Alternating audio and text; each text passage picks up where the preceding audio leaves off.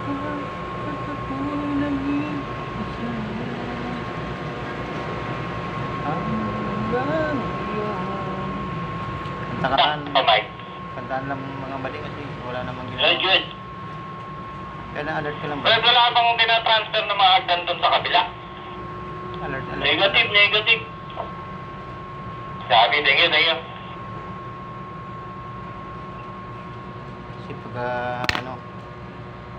may dumating, kailan nakataya ko na agad. Ganun, discard nila mga balik. Lalo na sa mga baguhan. Kahit naka-cellphone kayo, kailan yung mata nyo nakagalaw-galaw para hindi ka mahuli. Pwede kayo mahuli ng ating mga YC, mga supervisor. Pag may assist agad, hindi pa balbagan. Pakitang gilas ba?